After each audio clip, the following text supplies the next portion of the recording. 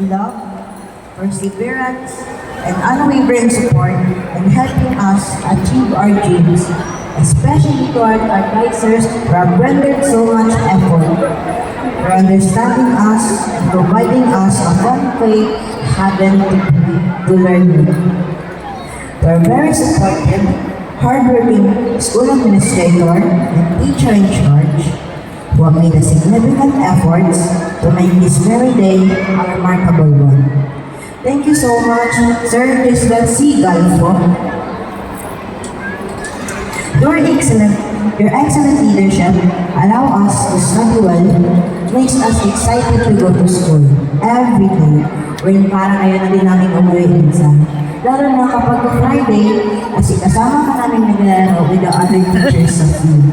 Na sobra namin miss. To our first mentor, contributing the most excellent part of this journey, to our proud parents who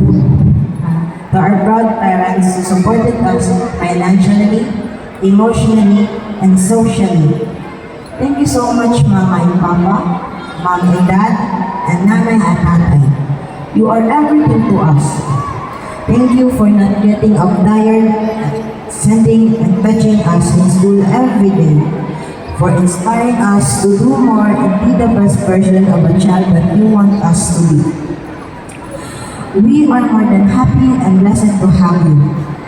Your belief in us, your constant effort, and your unchanging love have made all the difference. This graduation is a testament and commitment and hard work just to see us happy achieving our goals step by step. Especially to my mama, papa, lolo, and lola. Thank you so much for loving me and giving me your all. Graduating from elementary feels like a big step, and I couldn't have done it without you. Thank you for always being there for me, for all of the love and encouragement to do better and be better every day, and reassuring that I have everything to learn and grow. I just wanted you to know that I am more than thankful to God for having you. I love you so much. Thank you. To my fellow graduates, thank you for the 7 years we have shared together. Thank you for the joyful days, laughter, the stories we have shared. Even in conflicts, we used to find ways to be better for each other. So, God bless us. Let's carry on the learnings and happy thoughts together as we step on the next chapter.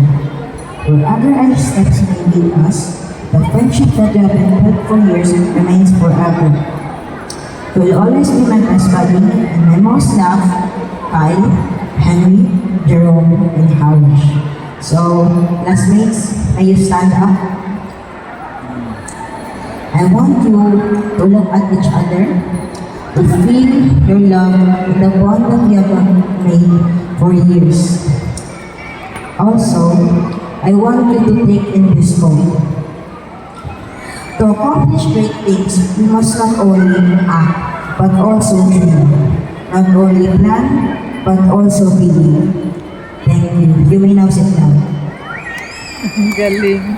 To our dear alma mater, the First Field Baptist Christian School, thank you so much for well-rendered services during days of stays in the extraordinary small campus where we have been built most memories that we won't forget forever. We are more than grateful and thankful to God to be one of your graduates. Let us always remember the true secret to success is hard work and courage to rise every time we fall.